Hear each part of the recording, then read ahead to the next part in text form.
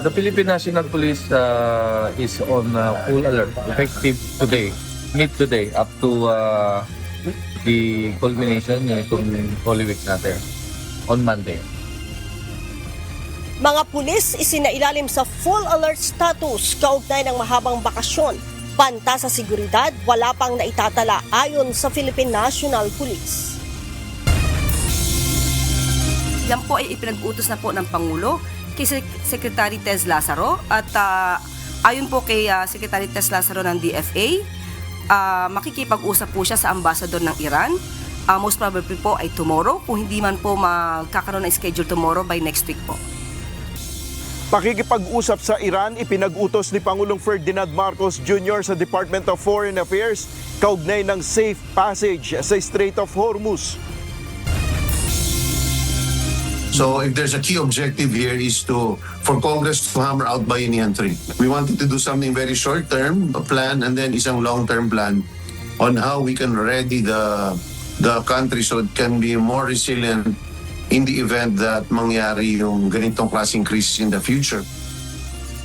Panukalang tutugon sa epekto ng Middle East crisis sa Pilipinas, tatalakayin sa Kamara.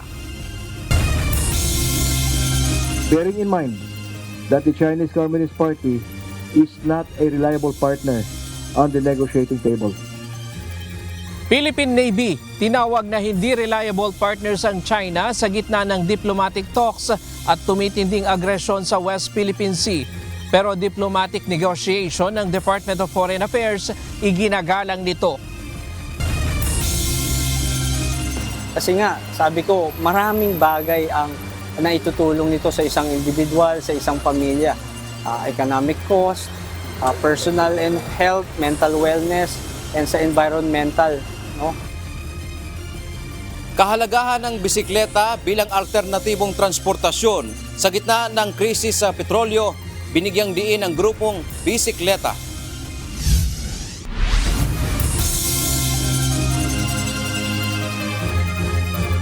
Magandang hapon, Pilipinas at sa buong mundo. Tayo po ay sabayang napapakinggan sa Radio La Verdad, 1350, ang UNTV Radio at una sa ating mga balita. Wala mang nakikitang banta, nagdagdag pa rin ng deployment ng mga kawani ang Philippine National Police para sa seguridad ng publiko sa mahabang bakasyon. Samantala, nakahanda rin ang pambansang pulisya na tumulong sa pagtatanggal ng mga obstruction sa kalsada na posibleng maging sanhi ng aksidente sa mga motorista. Ito ang balita ni Lea Ilagan. The Philippine National Police is on full alert, effective today, mid-today, up to the culmination itong Holy Week natin on Monday. Walang namumonitor na banta ang pambansang pulisya para sa seguridad ng mahabang bakasyon. Gayunman, itinaas na sa full alert status ang buong hanay ng pambansang pulisya simula kaninang madaling araw na tatagal hanggang Lunes. Dinagdagan din ang deployment ng mga pulis. Mula sa mahigit sa 30,000, itinaas ito sa 98,636. Bukod sa mga pulis, mayroon ding 12,507 mula sa iba't ibang law enforcement agency. At nasa 37,050 na ang mga force multipliers. Ayon kay PNP Chief, Police General Jose Melencio Nartates Jr., ang mga ito aniya magbabantay sa mga transportation hubs, mga matataong lugar, places of worship at mga pasyalan. Ang trabaho ng PNP is to maintain peace and order, at the same time ready tayo to respond into dito sa ating emergency responses for public safety. Sa pagtaya ng DOTR, aabot sa milyong-milyong pasahero ang dadagsa sa iba't ibang terminal, paliparan at port area sa bansa. Ang average natin sa paliparan at insofar as NAIA is concerned, 150,000 per day. NAIA po yan. Ang ating PITX po, they're hoping po from March 28 to hanggang Easter Sunday, they're looking mga 3M daw po, ang foot traffic and the passenger there. The same with our mga pantalan, mga 2.6 million po, nationwide din po. So ganyan kadami po ang ating bumabiyahe. Ang DILG, ipinaalis ang mga obstruction sa kalsada para maiwasan ang mga aksidente. Ako'y nananawagan sa lahat ng local government units na gawin niya yung parte niya para maging obstruction-free ang lahat ng ating major thoroughfares. Ito yung obligasyon natin sa ating mga mamamayan at sa lahat ng For public safety, magko-coordinate tayo sa mga barangay, lalong-lalo na dito sa mga obstruction. So makikita nyo, ultimo dito sa mga schools, wala naman, pinagbabawal na po yung mga bakal na nakalagay doon sa kalsada kasi marami na didisgrasya dyan, including yung mga magsasaka po natin na nagbibilad ng mga palay. Ang Quezon City Police District agad ibababa sa mga station commanders ang pagpapatupad ng zero obstruction. Dito naman sa QC, palaging joint kami. Meron kaming Task Force Disiplina, DRRMO, yung DPOS. After this, magpapatawag tayo ng conference with the station commander and other operating units para sabihin, i-relay yung instruction ni SIL. Para na rin sa mas maayos na pagbiyahe, ipinatitigil na rin muna ng Department of Public Works and Highways o DPWH ang lahat ng road construction para maiwasan ang pagpapatupad ng stop and go sa mga kalsada. Pero ang importante is, itong Holy Week, walang magwa one way. Yun ang pakabigin-biginan natin. No? Kasi yun ang nagpapabagal talaga ng traffic. Pagka nag-one way na yan, nagsa-stop and go, lalo na pag Holy Week, minsan kilometrong haba ng traffic dyan. And dahil doon, grabe ang konsumo sa gasolina. Paalala ng DILG sa mga magbabakasyon, hindi masama mag-enjoy, pero siguruhin ang ligtas at payapang pagdaraos nito. Leia Ilagan, UNTV, News and Rescue. Diyos ang aming sandigan, serbisyo publiko ang aming pinahahalagahan. Samantala, nakatakdang umuwi si Pangulong Ferdinand Marcos Jr. sa Ilocos Norte ngayong holiday. Ngunit ayon kay Palace Press Officer Undersecretary Claire Castro, hindi bakasyon ang pakay ng Pangulo sa kanilang bayan. Ayon sa tagapagsalita ng palasyo, magpapatuloy sa pagtatrabaho si PBBM kahit ngayong long holiday. Sa Pangulo po, hindi po uso ang salitang pagbabakasyon. So sabi nga po niya, siya po ay mag-spend ng kanyang Holy Week sa Ilocos Norte kasama ang kanyang pamilya. Walang pagbabakasyon dahil patuloy po ang ating Pangulo sa pagmomonitor at pagbibigay ng utos sa mga kailangan na gawin ng ating mga ahensya sa gobyerno. Kabilang ang EDSA at Commonwealth Avenue sa mga lansangan na mahigpit na babantayan ng Philippine National Police Highway Patrol Group o PNP-HPG ngayong long holiday. Layon nito na siguruhing nasa kondisyon ang mga sasakyang bumabiyahe upang hindi makabala sa trapiko. Bukod dito, naka-alerto rin ang PNP-HPG sa mga border control sa National Capital Region. Ayon sa tagapagsalita ng PNP-HPG na si Police Lieutenant Nadam Malang, 755 tauhan nila ang nakadeploy sa 179 locations sa buong bansa. Ang paalala po at panawagan po lagi ng inyo pong PNP-HPG, una, dapat po talaga nasa kondisyon po ang ating pong mga sasakyan, lalo tigit po talaga din yung ating pong mga sarili. No? Yung global gets na tinatawag po natin ay kailangan po talagang isinasa puso at sinasa isip po yan. Abiso sa publiko, walang operasyon ng Pasig River Ferry Service mula bukas, April 1 hanggang Linggo, April 5. Ayon sa Metropolitan Manila Development Authority, ito ay upang bigyan daan ng maintenance activities sa mga bangka ngayong mahabang bakasyon. Babalik naman sa normal na operasyon ng ferry sa Lunes, April 6. Para sa mga pasahero, pinapayuhan na magplano ng alternatibong biyahe sa mga nabanggit na araw. Inanunsyo ng Malacanang na half-day at work-from-home setup muna bukas, April 1, ang lahat ng empleyado ng gobyerno. Sa ilalim ng Memorandum Circular Number 116, papayagan ang ganitong work arrangement bukas para mabigyan ng oportunidad ang mga empleyado na makapaghanda sa kanilang biyahe patungong probinsya ngayong long holiday. April 1 for all government employees.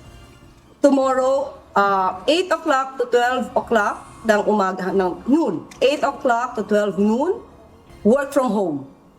12:01 hanggang 5 o'clock, wala na pong pasa.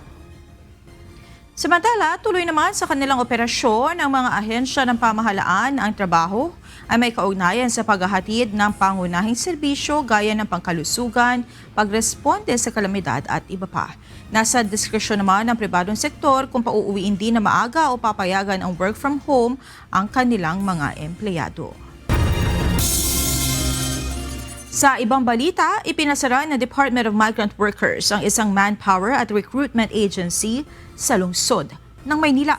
Ayon sa ahensya, illegal itong nag-aalok ng trabaho abroad bilang factory worker sa Japan, New Zealand, maging sa Australia. Ito ang balita ni Jed Neresina. Nandito po tayo para ipasara po ang isang ahensya na nagre-recruit, illegal na nagre-recruit papuntang Japan and New Zealand, kasama na rin po yung Australia. Pangakong napako, ito ang ugat ng reklamo laban sa isang manpower at recruitment agency sa Binondo, Maynila na pinuntahan ng mga tauhan ng Department of Migrant Workers kasama ang mga otoridad kanina.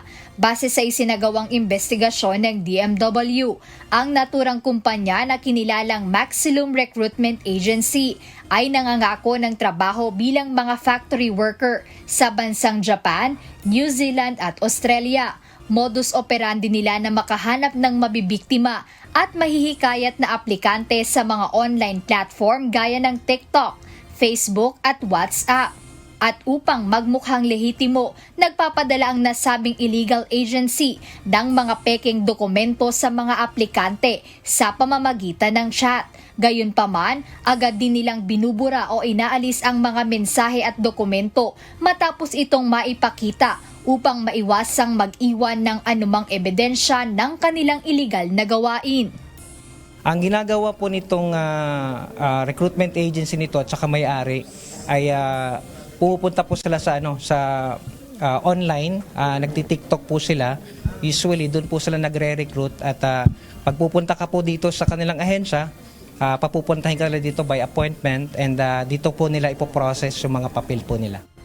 Bago pa man isagawa ang closure operation sa opisina nito sa Binondo ngayong araw, nauna nang nadakip ng mga otoridad ang pangunahing recruiter ng naturang illegal agency. Ayon pa sa mga otoridad, kasama ring naaresto ang mga umano'y kasabwat nito na sangkot sa malawakang panloloko at illegal na recruitment. Yung recruiter mismo ay isang Pilipina at meron po siyang partner na isang foreigner, At ito ay isang Russian national. At during the entrapment operation ay meron pa po silang mga bodyguard na nahuli na may mga dalang baril. They were arrested last March 25, 2026. Sa kasalukuyan, mayroon ng higit 40 aplikante ang lumabas upang magreklamo. Nasa Kuwait pa kasi ako noon. So nag-start yung conversation namin. Tapos parang may pag-uusap kami na mag-meet kami dito po sa office that time, March 3. Pero hindi niya po ako sinipot. Dito ko po din nalaman yun na walang license yung agency niya. Kasi nakita ko siya through Google po. Nung sinearch ko itong agency po. Kasi hindi niya ako binigyan ng exact location that time. Parang na-curious na po ako. Sabi ko, bakit hindi niya ako binibigyan ng address? Yun po, yung sinearch ko po, nakita ko po yung post ng isang lalaki to confirm na scammer siya. Nabatid na ang mga biktima ay nagbayad ng malalaking halaga na aabot sa 300,000 pesos na placement fee ngunit hindi nakaalis ng bansa, habang ang iba pinagtrabaho bilang part-timer sa opisina ng walang sahod. Nagbayad po ako sa kanya ng 65K. Tapos sinabi niya makakalis ako ng 2 months to 6 months. Tapos until now, 8 months nang wala pa rin. Galing kasi ako sa Kuwait, doon ko siya nakilala sa TikTok. Umuwi ako. So nagtrabaho ako dito ko sa office niya. Tapos yung wala na. Hindi din kami pinapasahod. Hanggang nalaman namin yung totoo sa kanya. Muli namang nagpaalala ang DMW sa publiko na maging mapanuri at palaging i-verify sa kanilang official website kung lisensyado ang isang ahensya bago maniwala o kaya naman ay maglabas ng pera. Jed Neresina, UNTV News and Rescue. Diyos ang aming sandigan, serbisyo publiko ang aming pinahahalagahan.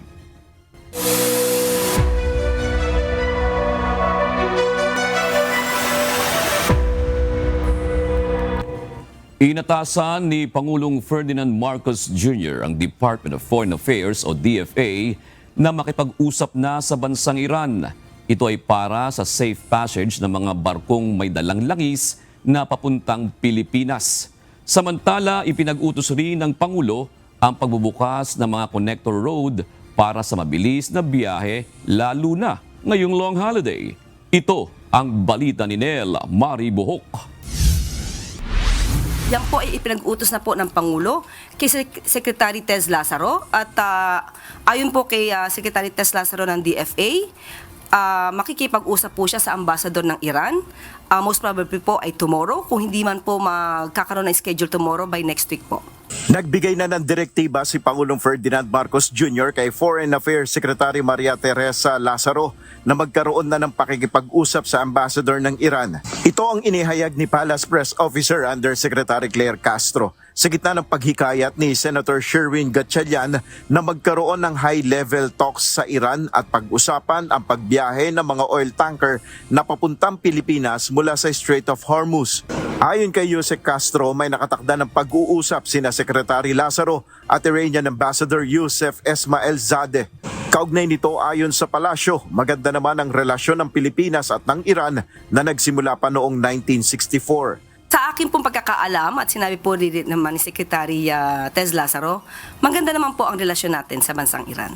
Sinara ng Iran ang Strait of Hormuz sa gitna ng gyera sa Amerika at Israel. 20% ng supply ng langis ng mundo ay dumadaan dito. Samantala, iniutos ni Pangulong Marcos na buksan sa madaling panahon ang mga kritikal na connector road para sa mas mabilis at maginhawang biyahe, lalo na ngayong long holiday. At ito ay kasama ulit doon sa ating instruction na buksan lahat na maaring buksan na ng mga connector road para maging mas mabilis ang daloy ng traffic. Ito ang binigyan diin ng Pangulo ng pangunahan ng pagbubukas kanina ng Aliaga-Cabanatuan section ng Central Luzon Link Expressway o CCLEX. Dahil sa pagbubukas ng bagong bahagi na ito ng CCLEX, magiging mabilis ang biyahe mula Tarlac hanggang sa sentro ng Cabanatuan na aabot na lamang sa 20 minuto mula sa 1 oras at kalahati.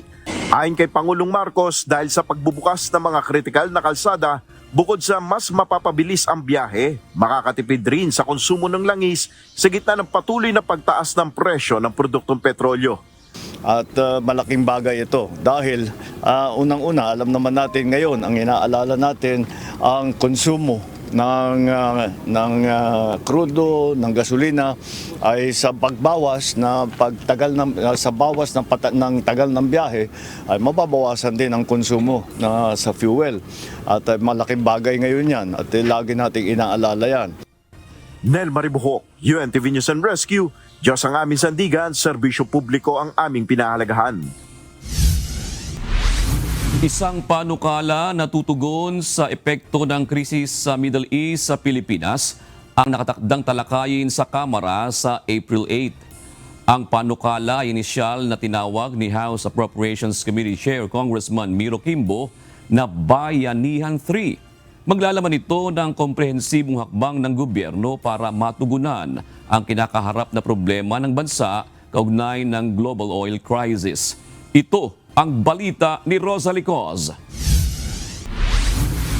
So if there's a key objective here is for Congress to hammer out Bayanihan 3. We wanted to do something very short-term plan and then isang long-term plan on how we can ready the country so it can be more resilient in the event that mangyari yung ganitong klaseng crisis in the future. Makikipagpulong ang 13 komite ng Kamara sa economic managers at frontline agencies ng pamahalaan sa susunod na Miyerkules sa April 8, 2026. Pangunahing agenda dito ang mga hakbang na tutugon sa mga suliraning kinakaharap ng Pilipinas, pusod ng nagpapatuloy na tensyon sa Middle East. Ayon kay House Committee on Ways and Means Chairperson at Marikina 2nd District Representative Miro Kimbo, nais nilang makabuo at agad makapagpasa ng panukalang inisyal nitong tinawag bilang Bayanihan 3. Una nang nagpasa ng 2 Bayanihan Laws ang Kongreso sa nakalipas na administrasyon, naging batayan ng gobyerno sa pagtugon sa epekto ng COVID-19 pandemic sa bansa. Ayon sa kongresista, maglalaman ang babalangkasing panukalang bayanihan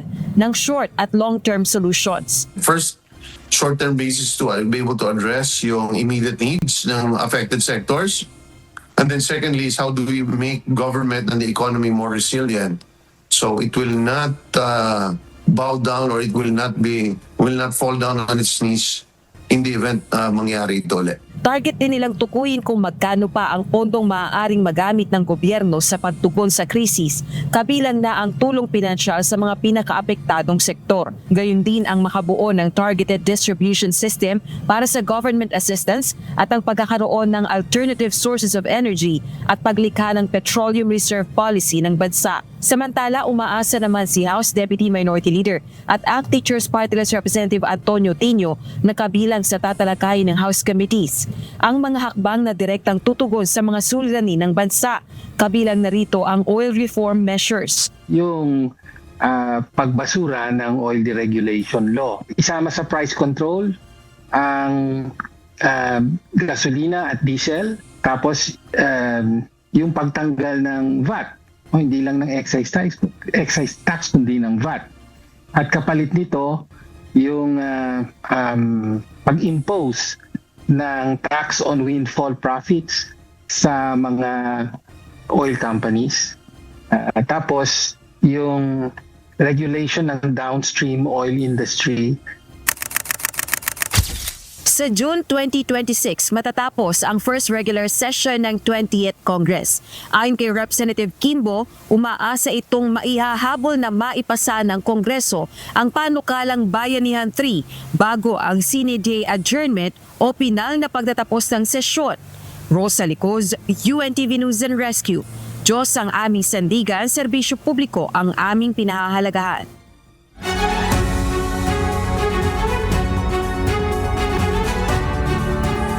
Inaprubahan na ni Pangulong Ferdinand Marcos Jr. ang rekomendasyon na magpatupad ng price cap na 50 pesos per kilo na imported na bigas.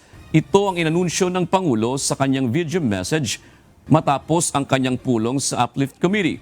Ayon sa Pangulo, maglalabas siya ng executive order ukol dito. Nagrekomenda ng National Price Coordinating Council na price cap na 50 pesos bawat kilo sa imported na well-milled rice. At ilalabas natin ang executive order para maipatupad na ito sa lalong madaling panahon. Aabot sa 3.1 hanggang 3.9% ang magiging inflation rate sa buwan ng Marso batay sa pagtaya ng Bangko Sentral ng Pilipinas. Bunsod ito ng malaking pagtaas sa lokal na presyo ng produktong petrolyo. Mas mataas na presyo ng bigas, mas mataas na singil sa kuryente at paghina ng piso kontra sa dolyar. Noong buwan ng Pebrero, umabot na sa 2.4% ang naitalang inflation rate sa bansa. Itinaas ng lungsod ng Maynila sa 3,500 pesos ang ibibigay na ayuda sa mga tsuper ng jeep na nasa ilalim ng libreng sakay program ng lungsod. Ayon kay Manila City Mayor Isko Moreno Domagoso, bunsod ito ng muling pagtaas ng diesel simula ngayong araw. Inumpisahan ng Manila LGU sa 3,000 pesos ang ibinibigay sa mga tsuper mula sa libreng sakay program. Nasa higit 33,000 na mga pasahero na ang naserbisyuhan ng programa mula sa 765 drivers na kasapi nito. Kung susumahin natin sa 20 litros, no? Times 12 pesos maximum, that is 240 pesos. 240 pesos ang mawawala ngayong araw na ito sa ating mga driver.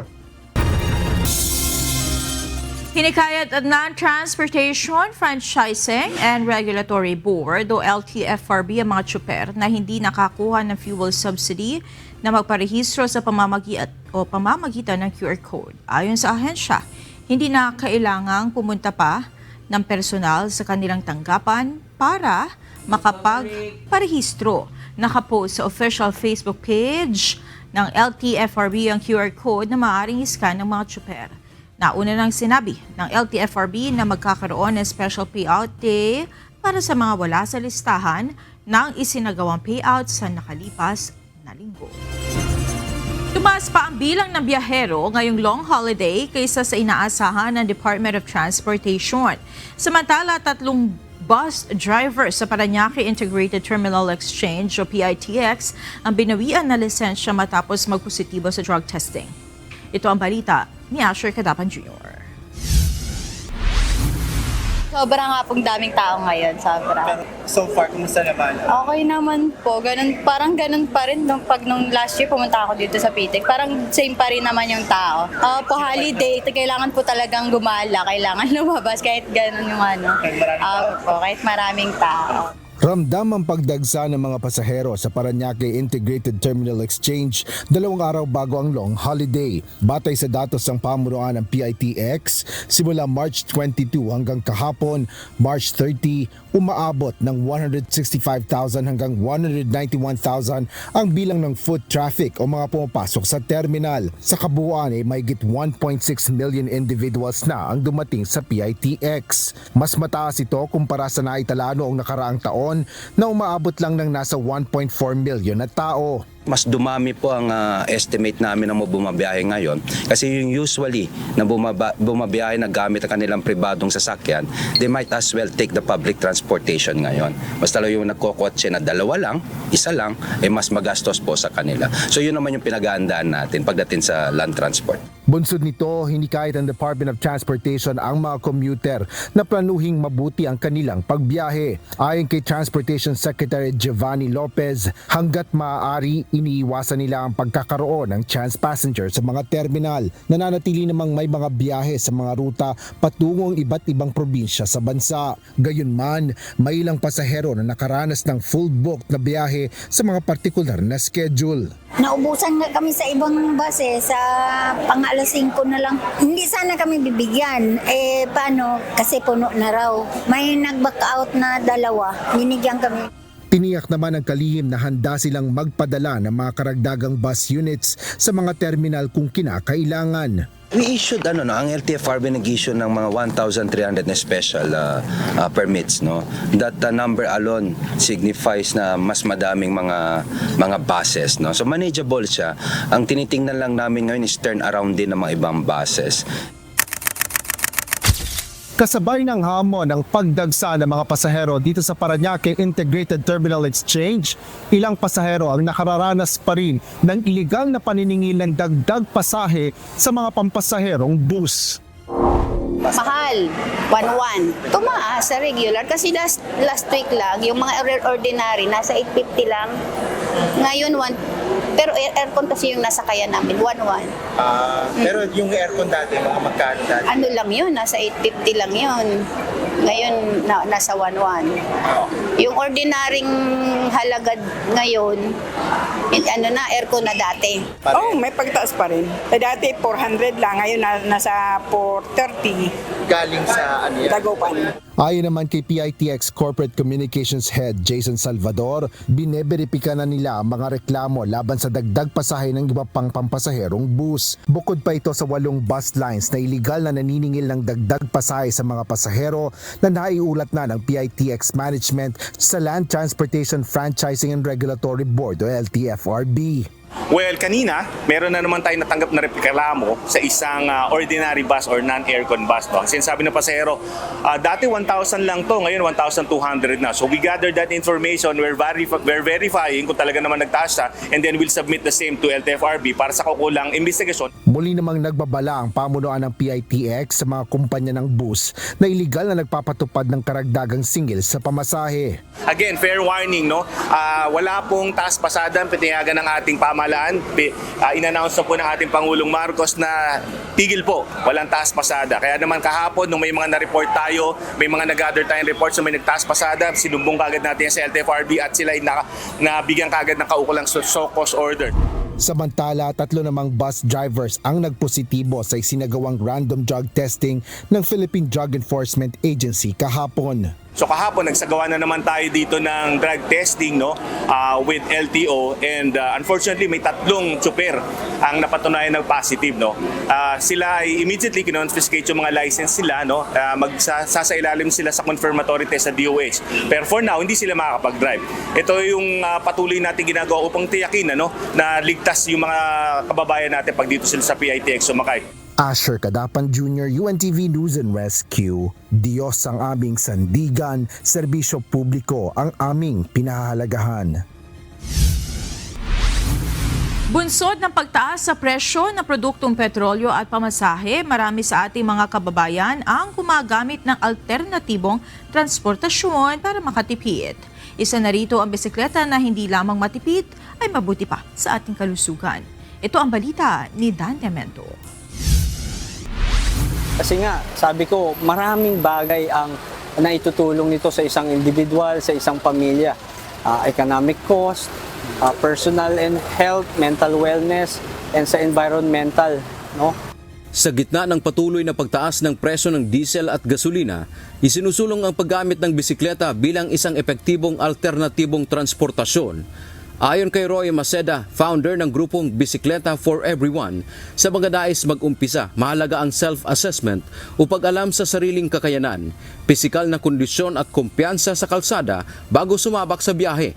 Iminumungkahi ang paggamit ng mga recreational bikes gaya ng mountain bike, BMX o Japanese-style bicycles dahil sa mas komportableng upright position nito at mas madaling kontrolin kumpara sa mga road bikes na disenyo para sa bilis. Mga kasangbahay, payo noong mga sanay na sa pagbibisikleta, hindi porket mayroon tayong bike ay pwede na tayong sasakay lang tapos hindi man natin alam kung ano ang dapat gagawin.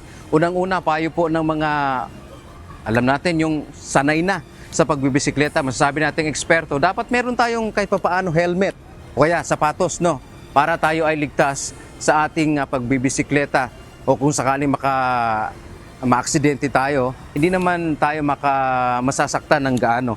And of course, meron ding kahit busina para naman yung ating sinusundan ay aware na tayo ay nasa likod niya, no. Lahat yan ay nagkakalakay para yung ating pagbibisikleta ay magiging ligtas. Let's go!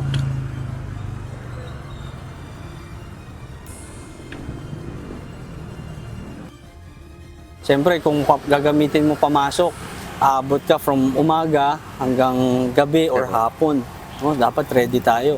And also, dapat yung bisikleta tama angkop sa sarili. No?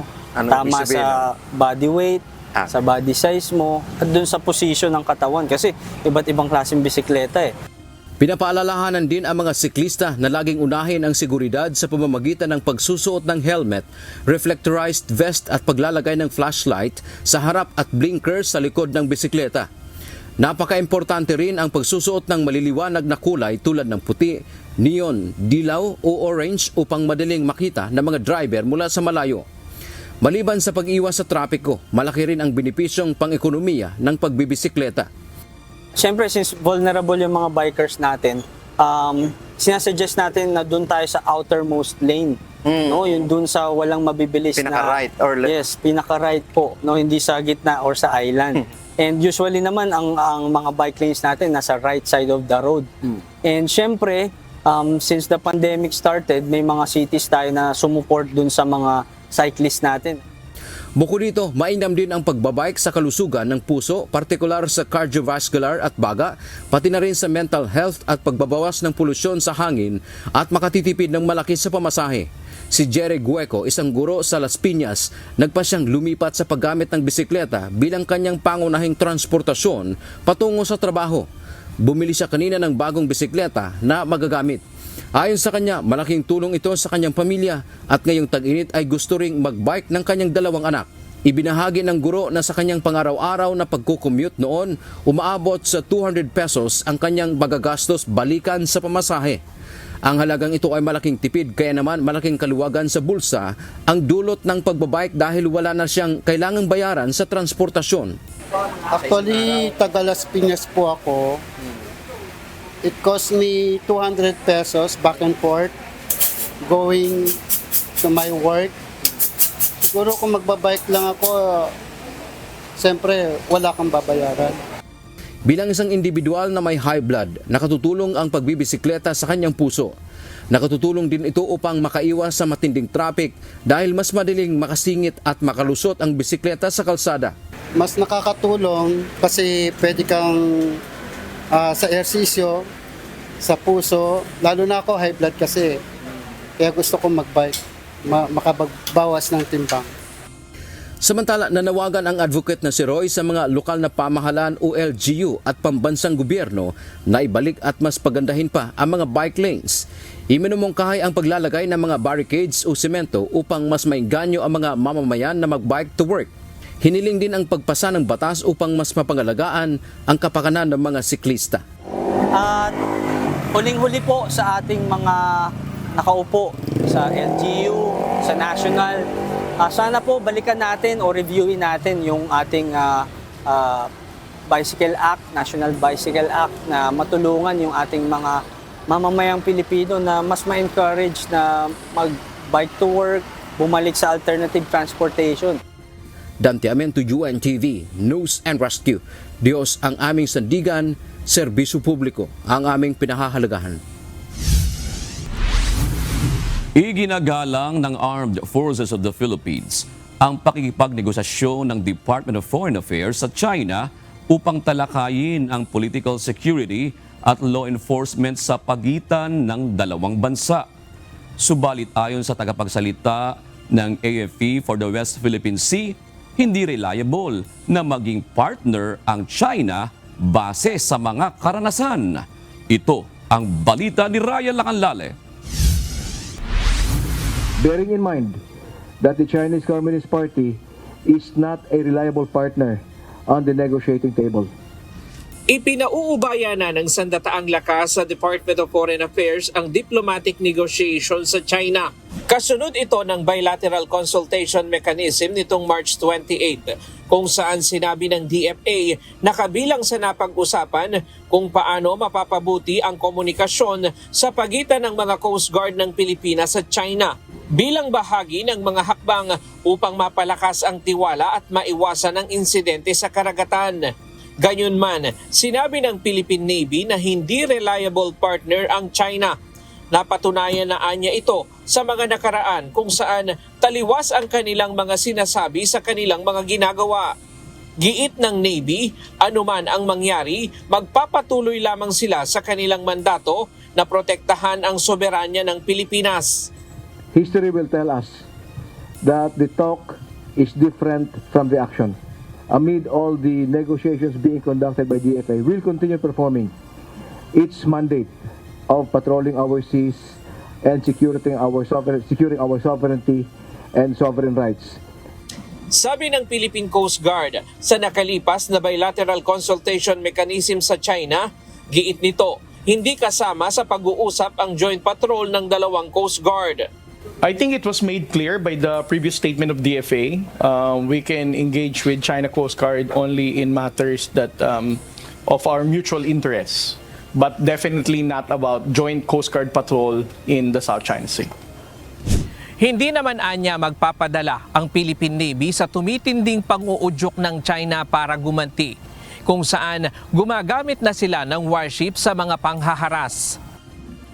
Noong March 7, tinutukan ng fire control radar ng barko ng People's Liberation Army Navy ang BRP Miguel Malvar ng Philippine Navy. These are intentional, these are illegal, these are unprofessional. We will not be provoked into reacting in the same manner.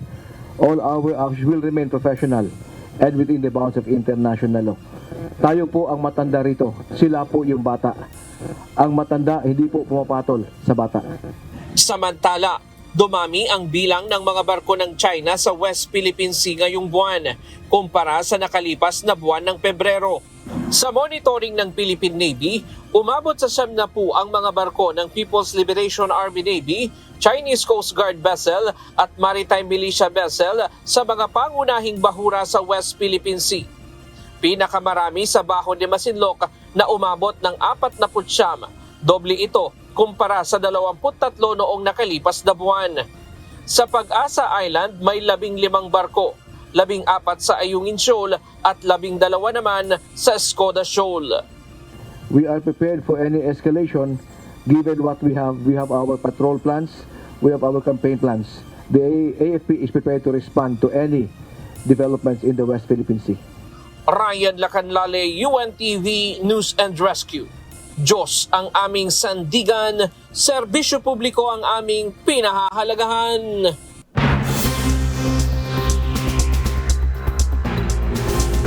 Isang malaking pagsabog ang naitala sa Esfanak area sa siyudad ng Isfahan sa Central Iran, madaling araw ng Martes, March 31 oras sa Iran. Ayon sa ulat, isang high-volume 2,000-pound bunker buster o B-2 bomber ang pinakawala ng US sa lugar na kilalang ammunition depot ng Iran. Ang pag-atake ay kasunod ng ulat na inilipat umano ng Iran ang kanilang uranium stockpiles sa Esfahan. Mismong si US President Donald Trump ay nag-share ng video ng nasabing pagsabog sa kanyang social media account. Muling binigyan diin ni White House spokesperson Caroline Leavitt ang posisyon ni US President Donald Trump. Anya, dapat tiyakin ng Iran na susundin ito ang mga salitang bibitawan sa negosasyon dahil may military consequences kung lilinlangin lang nito ang US. Anything that they say to us privately will be tested, and we will ensure that they are being held accountable to their word. And if they are not, the president has laid out the military consequences that the Iranian regime will see if they don't hold true to the words that we are hearing privately behind the scenes. Ang Isfahan ay ang major uranium processing plant ng Iran na siya ring missile at drone hub na pinamamahalaan ng Islamic Revolutionary Guards. 3 miyembro na United Nations peacekeepers ang nasawi sa magdamag na nagdaan noong Linggo, March 29. Ayon sa UN, ang mga peacekeepers ay non-combatant kaya hindi sila dapat idinadamay sa laban. Nagbabala ang UN na kung hindi sila mapoprotektahan, mapipilitan ang ahensya na i-withdraw ang UN mission sa Lebanon. Ito ang balita ni Bradley Rabusa. 2 Indonesian peacekeepers lost their lives in an explosion that hit a UNIFIL logistic convoy, destroying their vehicle near Bani Hayan in Sector East. 2 more peacekeepers were injured, one seriously. Naglunsad ng investigasyon ang United Nations sa pagkasawi ng 3 miyembro ng UN Interim Force in Lebanon o UNIFIL peacekeeper nitong Linggo at Lunes, March 29 at 30. Ayon kay UN Peace Operations Undersecretary Jean-Pierre Lacroix, ang pagpapahamak sa mga UN peacekeeper ay itinuturing na war crime sa international law. Kinundina ni Irish Foreign Minister Michael Martin ang insidente kasabay ng panawagan sa Israel at Iranian proxy na Hezbollah na huwag idamay ang mga peacekeeper. Isa ang Irish contingent sa mga tropa sa South Lebanon ngayon. Nangako naman si Lebanon Foreign Minister Youssef Raghi ng agarang aksyon upang matiyak na hindi na mauulit ang nangyaring pagkasawi sa 3 peacekeepers. Ipinaliwanag naman ni UNIFIL spokesperson Candice Ardiel ang araw-araw ng sitwasyon nila sa Lebanon. It's extremely volatile, extremely dangerous, and we see the situation for us as peacekeepers, also for the civilians who remain in certain areas, because there are civilians who have chosen to stay. Ang mga peacekeeper o blue helmets ay mga tropa ng militar na idinideploy ng mga bansang kasama sa UN Security Council. Ilan sa kanilang mandato ang protektahan ang karapatang pantao ng mga sibilyan, pagpapatrolya, community training, evacuation, rehabilitasyon ng mga komunidad, at demining o pag-aalis ng mga natitirang pampasabog o landmines para sa ligtas na mobilization ng mga gamot, pagkain at iba pang humanitarian aid. Ayon sa UNIFIL, anumang aksyon na magsasapanganib sa mga UN personnel ay dapat iwasan. Nanawagan ang ahensya sa Israel at Hezbollah na iwasan ang blue line o lokasyon ng mga ito. Sa ilalim ng international humanitarian law, bagaman ang mga peacekeeper ay mga sundalo, itinuturing silang non-combatant at maaari lamang lumaban para sa kanilang self-defense. Ayon kay spokesperson RDL, kailangan ng mas maigting na security measures para sa kanilang proteksyon. Kung hindi matitiyak ng magkabilang panig ang kanilang seguridad, mapipilitan ng mag-withdraw ang UN mission sa Lebanon. There is no military solution here, and it's only the civilians who suffer. So we'll continue to work in support of a return to the framework of Resolution 1701, and we hope eventually peace. Bradley Robuza, UNTV News and Rescue. Diyos ang aming sandigan, serbisyo publiko ang aming pinahahalagahan. Nagpapala na posibleng oil spill ang Kuwait government matapos magtamo ng pinsala ang Kuwaiti crude oil vessel na Al Salmi na nasa port ng Dubai. Ayon sa ulat ng Kuwait State Media, tinamaan ng airstrike ng Iran ang isang bahagi ng tanker na naging dahilan ng malaking sunog.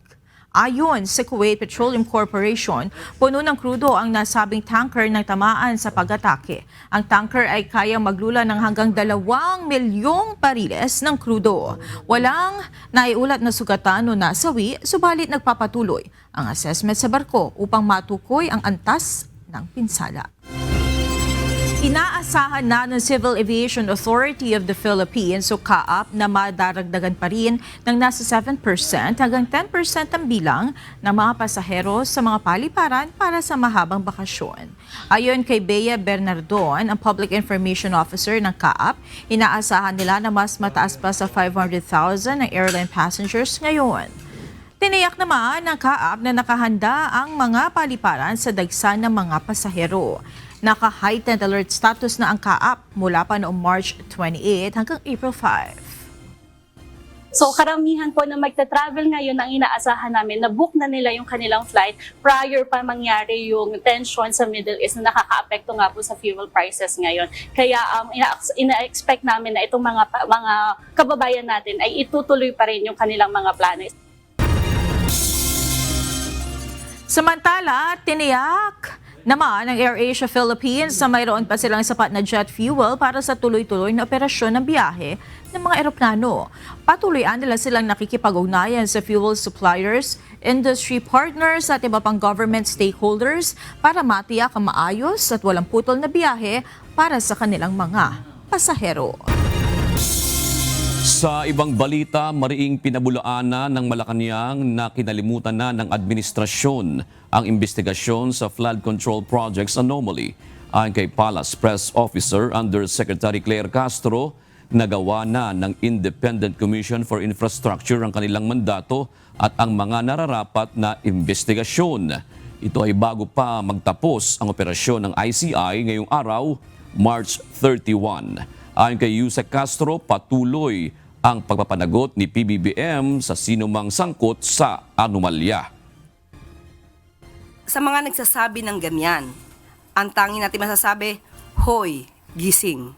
Dahil alam po natin kung papaano po nagsumiti na po ang ICI ng kanilang report, di lamang po sa Ombudsman, kundi pati po sa DOJ. Ang Ombudsman ay nagsasabi din po habang sila itinatanong na patuloy ang kanilang pag-iimbestiga, pati po ang DOJ.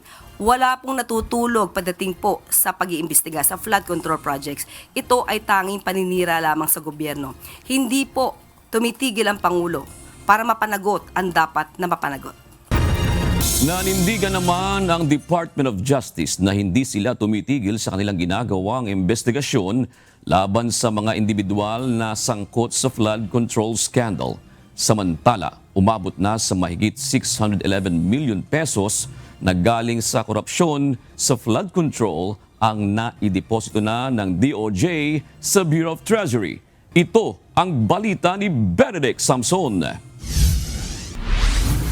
Basta kami dito, trabaho lang ho. Trabaho lang kami. Kung anong makita naming ebidensya, agad-agaran naming ipapasa sa Office of the Ombudsman. Hindi kami magpapatumpik-tumpik. May mga ginagawa pa ring investigasyon ang Department of Justice laban sa mga sangkot sa anomalya sa flood control. Taliwas ito sa mga kumakalat na balita na nalilimutan na umano ng pamahalaan ng issue sa flood control at hanggang sa ngayon ay wala pa ring napananagot na malaking individual na sangkot dito. Ayon sa DOJ, sa kasalukuyan ay nasa 24 na kasong may kinalaman sa flood control scandal ang hinahawakan nila. Kinabibilangan nito ng 6 na kaso ng malversation at graft na naisampa na sa korte. 9 ang naendorso na sa Office of the Ombudsman, 6 ang submitted for resolution, 2 ang sumasailalim sa preliminary investigation dahil sa plunder, at 1 ang may pending compliance sa Philippine Competition Commission dahil sa bid rigging. Lahat po ng matatapos ng kagawaran, no, na ma-evaluate na kaso na nakapending sa amin, agaran po amin pong i-refer sa Office of the Ombudsman. I cannot predict, I cannot foretell kung gaano kabilis ifa-file ng Office of the Ombudsman. Of course, there's a certain standard that the Office of the Ombudsman will set, no, before filing the corresponding information or whether to approve or not approve yung aming recommendation. Kaugnay nito, under review na rin ng DOJ ang mga reklamong plunder na isinampa laban kina Senator Jinggoy Estrada at dating Senador Ramon Bong Revilla Jr.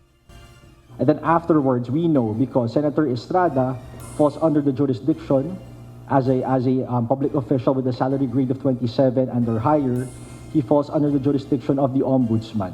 So as for former Senator Bong Revilla, alam po natin is that there is an ongoing case with the Sandigan Bayan. That case forms part of the first batch of cases filed with the DOJ, referring to Sims Construction Trading specifically as the proponent, the contractor. Ayon kay Justice Secretary Frederick Bida, nakahanda naman silang ilabas ang detalye ng full report ng Independent Commission for Infrastructure o ICI dahil karapatan itong malaman ng publiko. If it will relate an information that will relate to our case build-up, diba? We don't want that disclosed to the public. Pero if it's something na may ongoing na tayong PI, may nakafile na tayo, may ni-refer na tayo sa Office of the Ombudsman, those are information we can already relate to the public. Samantala, sa inilabas na ulat ng DOJ, umabot na sa 611 million pesos ang kabuang halaga ng mga ari-arian na naibalik sa ahensya na kanila namang naideposito sa Bureau of Treasury. Ayon kay DOJ spokesperson Attorney Polo Martinez, kasama na rin dito ang mga na-recover na asset mula kay dating DPWH Undersecretary Roberto Bernardo. This covers not just the amount surrendered already to restitution with the department, but also those which were previously assigned by Yusek Bernardo specifically to the department. When I say assigned, we're referring to yung mga assets, frozen assets previously, valuable assets which could not be liquidated at least at that time. No? Benedict Samson, UNTV News and Rescue. Diyos ang aming sandigan, serbisyo publiko ang aming pinahahalagahan. Matapos ang halos kalahating taon, magtatapos na ang trabaho ng Independent Commission for Infrastructure o ICI. Ating balikan at alamin kung paano ito nagsimula at ang kanilang mga nagawa. Wala nang maitatag ang binuong independent body ng Pangulo na naatasang mag-imbestiga sa issue ng maanumalang flood control projects. Ito ang balita ni Jed Neresina. September 11, 2025 nang itatag ang Independent Commission for Infrastructure o ICI sa pamamagitan ng Executive Order No. 94 na nilagdaan ni Pangulong Ferdinand Marcos Jr. Batay sa EO, may pangangailangan na lumikha ng independent body na siyang mag-iimbestiga sa issue ng maanumalyang flood control projects ng gobyerno, maging ang mga taong sangkot dito. Ang ICI, ang komisyon na naatasa na magre-rekomenda ng nararapat na isang pangkaso sa mga personalidad na sangkot sa issue ng flood control scandal, mapakasong kriminal o administratibo na maaaring iakyat sa Office of the Ombudsman, Department of Justice at Civil Service Commission. We felt clearly that the subpoena powers were necessary. However, the contempt powers, the power to hold people in contempt, I think was not necessary, simply because this is not a prosecutorial body, this is an investigative body. So what the commission will do is that they will investigate, they will call people in, they will subpoena records, they will conduct hearings. Si dating Department of Public Works and Highways o DPWH Secretary Rogelio Babe Singson ang pinakaunang pinangalanan na miyembro ng ICI. As a former DPWH secretary, he has a good idea of, shall we say, where the bodies are buried. So that will give us immediately a advantage when we're doing this, when the commission is doing its investigation. Sinundan ito ni SGV and Company Country Managing Partner Rosana A. Fajardo na isang certified public accountant na mahigit 30 taong karanasan sa auditing, internal controls at risk management. She is a certified public accountant and she has with her experience, and we are hoping to take advantage also with some of the experts that they have in SGV in terms of accounting, forensic accounting, all of these things that will be necessary. Ang dalawang nabanggit na opisyal ay nagbitiw rin sa pwesto bago pa matapos ang taong 2025 at ang tanging naiwan ay ang itinalaga bilang chairperson ng independent body na si retired Supreme Court Justice Andres Reyes Jr. Siya ang naatasang mamuno sa binuong ICI para imbestigahan ang mga flood control at infrastructure project sa nakalipas na 10 taon. He was a presiding judge of the Court of Appeals before.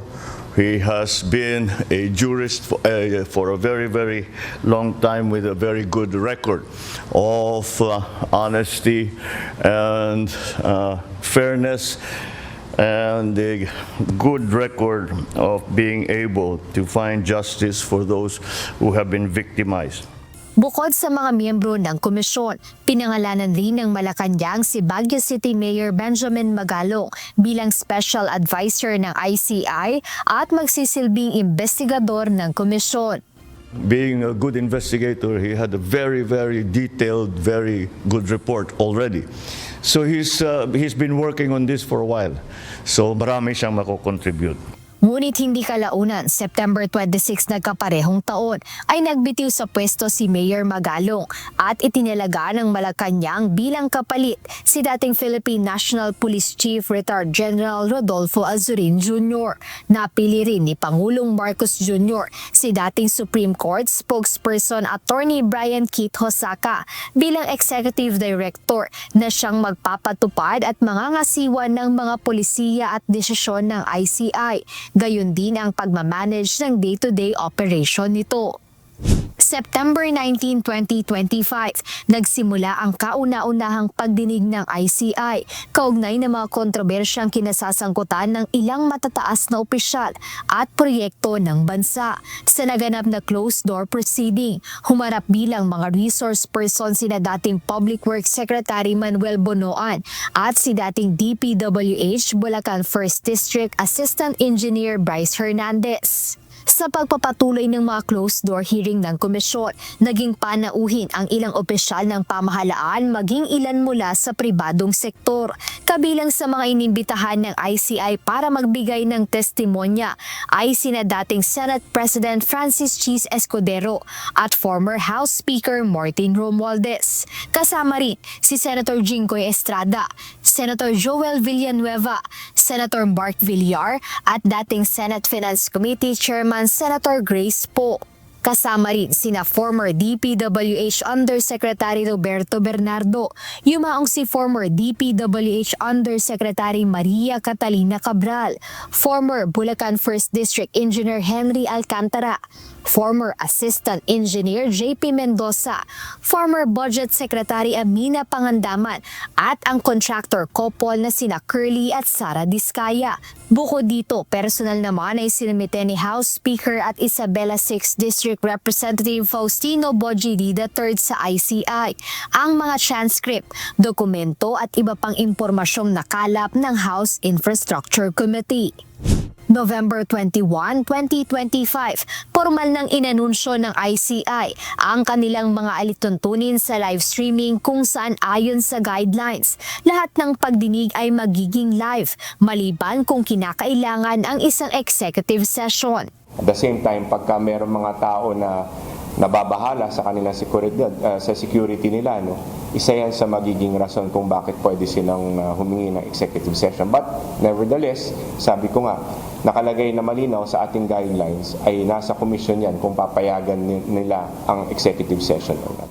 Ilan sa mga personalidad na nag-request at pinayagan ng komisyon para sa executive session ay sina House Majority Leader at Ilocos 1st District Representative Sandro Marcos, Quezon City 1st District Representative Arjo Atayde, Pasig City Lone District Representative Roman Romulo at iba pang mambabatas. Samantala naimbitahan din ng ICI ngunit hindi nagpaunlak o humara sina former Ako Bicol Party List Representative Zaldico, Davao City Representative Paulo Duterte at Benguet Lone District Representative Eric Yap.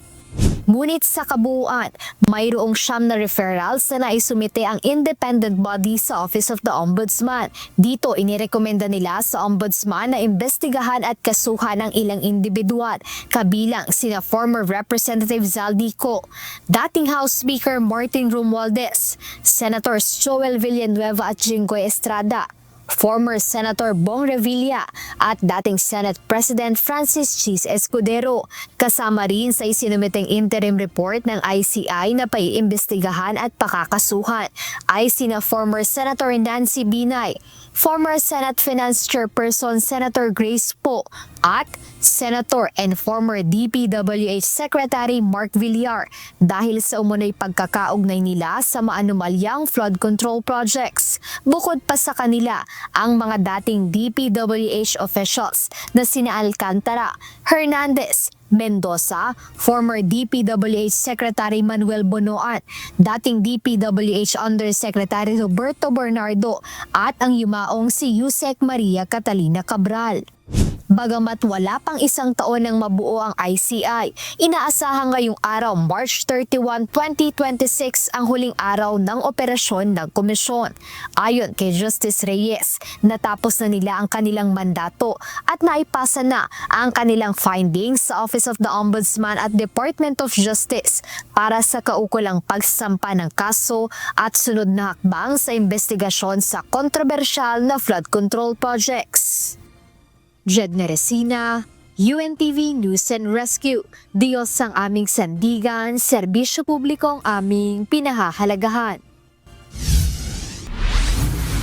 Samantala, sinagot ng Malacanang ang mga naging pahayag kahapon ni Senator Amy Marcos sa kanyang video message. Sa naturang social media post, sinabi na senador na humihingi siya ng tawad sa kanyang ama dahil hindi umano niya nabantayan ng kapatid na si Pangulong Ferdinand Marcos Jr. Ngunit, buwelta ni Palace Press Officer Undersecretary Claire Castro, mukhang hindi naman si PBBM ang hindi nabantayang mabuti ng kanyang mga kaanak. Ang sabi niya ay hindi nabantayan. Sino kaya talaga ang hindi nabantayan ng magulang at sino ba talaga ang hindi nabantayan ang kapatid? Unang-una po, ang Pangulo. Hindi po ito nagbumura, Hindi ito nagme-meltdown lalo na sa publiko at hindi po ito nagbabanta sa buhay ni numan. Ang Pangulo po ay ikinasal, may pamilya, hanggang ngayon, faithful sa asawa. So, sino po kaya ba ang naging pasaway? Sino po kaya ang dapat na binantayan? Ang paghingi ng patawad, yung pang hindi pagbabantay sa kanyang kapatid, o ang paninira ng kapatid sa publiko.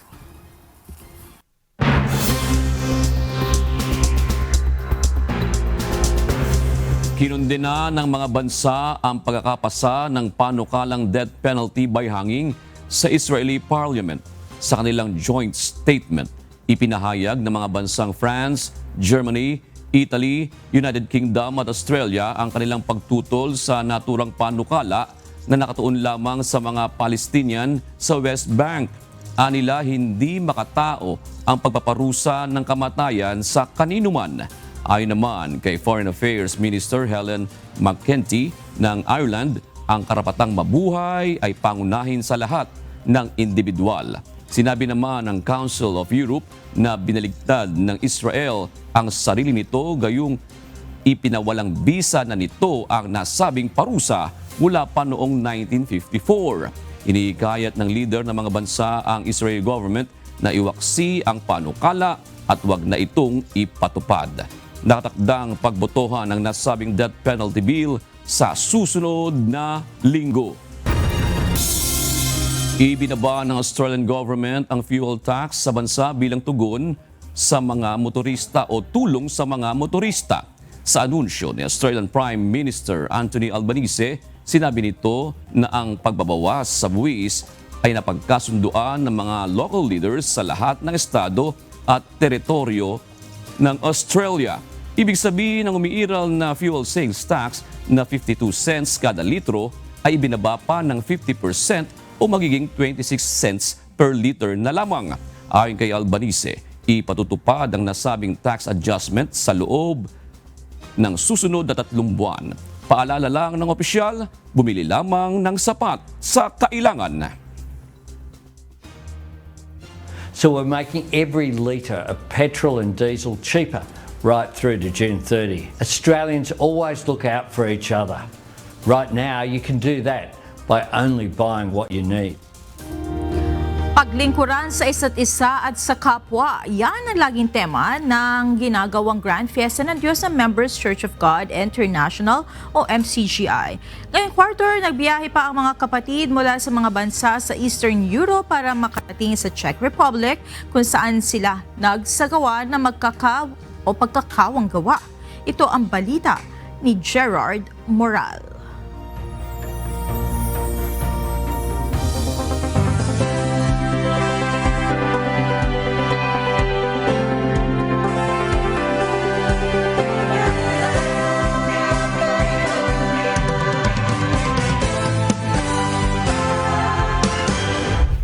Yung experience po dito, masaya.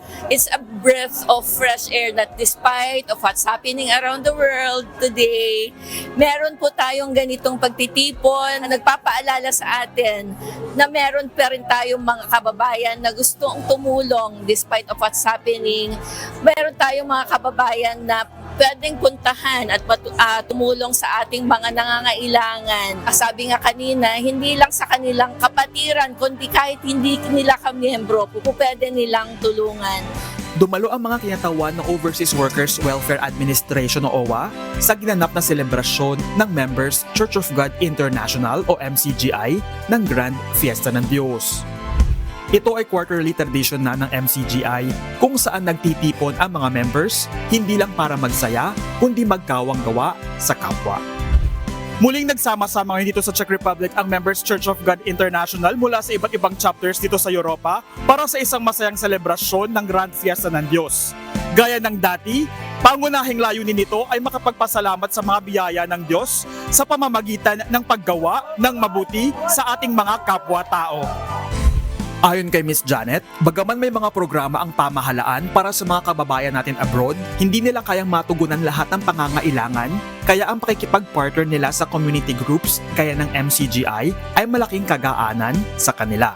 Kami po sa OWA, yun po yung mission namin para sa mga OFWs din, pero hindi namin po kayang mag-isang mag-alaga sa lahat ng OFWs dito. So, etong MCGI is magandang partner kasi makakatulong namin sila sa pag-aalaga ng mga kapwa Pilipino, makakatulong ng embassy sa pag-aalaga ng mga Pilipino sa iba't ibang bansa, lalo na po dito sa Europa. Maraming salamat sa MCGI.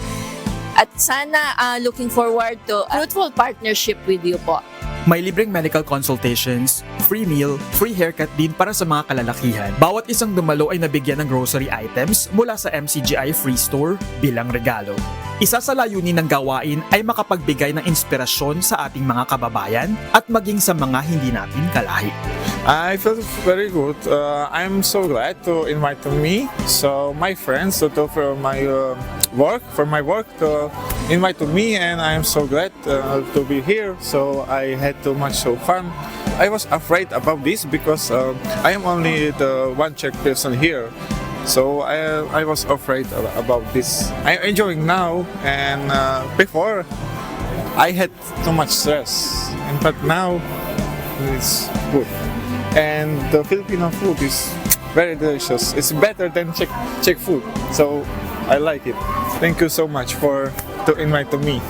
We just passed with my friend along, and we were welcomed, and we enjoyed the meeting and the rhythm. Yeah, we heard and we sang together, and the atmosphere was perfect, and all the people here are perfect too. We are kind, very people. Your culture is very interesting. Thank you. Si Mary Ann Gasataya, na isang cancer patient, ibinahagi ang kanyang karanasan bilang first-timer sa ganitong event ng MCGI. Sobra ko pong nadama yung pagmamahal at yung pagpapala. Noong una po kinakabahan ako na magpunta dito kasi syempre anong gagawin ko doon, anong meron doon, ganun. Pero nung nandito po ako, parang ang tagal ko na po dito. Parang yun yung feeling, parang sa bahay. Parang kakilala ko na lahat yung mga nandito. Tapos, isa pa po ako sa napili na matulungan kahit hindi po, wala pong nakakilala sa akin dito. Kaya sobra po akong blessed na dinala ng Panginoon dito. Ayon naman kay Brad Samuel, ikinagagalak ng kanyang kalooban na napabilang siya sa kapatiran dahil hindi man siya magsabi, likas na sa mga kapatid ang pagtulong kahit walang anumang salita. Salamat po sa Diyos dahil binigyan po ako ng kapatiran po na nagtutulungan. Sana po gantiin po sila ng Panginoon sa ginawa po sa akin. Tama rin po sinasabi ni Kuya na pag isang sangkap ay daramdam, yung lahat ng sangkap ay nagdaramdam din po. Kaya salamat po sa Diyos, mga kapatid. Hindi naman maikakaila ang saya ng mga kapatid na dumalo sa pagtitipon. Anila, kahit malayo ang biyahe, sulit ang saya na hatid ng makatulong sa kapwa. I came from Spain, but yes, I enjoy since the first time that I arrived here. I can feel the happiness of the brotherhood, even the visitors. It's amazing. We have free food, and we are singing, and we are dancing. It's really amazing banding together. Masarap po sa kalooban na nakabahagi sa gawain ito dahil nakikita natin ang paglilingkuran ng mga magkakapatid and at the same time, yung paglilingkod naman ng iglesia naman sa ating mga kababayan. Kaya salamat po sa Diyos sa pagkakataong ito. Salamat din po sa Diyos at yung mga aral na natututunan po natin sa ating pagsasama-sama ay naipapakita po natin sa ating mga kapwa-tao at nakakatulong lalo na sa ganitong panahon na marami ang digmaan, maraming nawawalan ng trabaho. Pero nandito po ang MCGI, laging handang umalalay at sumuporta po. Isang araw na muli ang nagdaan para sa makabuluhang paggawa ng paglingap at pagbibigay kasiyahan sa ating kapwa. Hanggang sa muli na namang selebrasyon ng Grand Fiesta ng Diyos mula dito sa Europa. Gerard Moral, UNTV, News and Rescue, Czech Republic. Diyos ang aming sandigan, serbisyo publiko ang aming pinahahalagahan. Narito naman ang salita ng Diyos na ating sandigan mula sa aklat ng Mateo 11:28 na nagsasabi, "Magsiparito sa akin, kayong lahat na nangapapagal at nangabibigatang lubha, at kayo'y aking papagpapahingahin."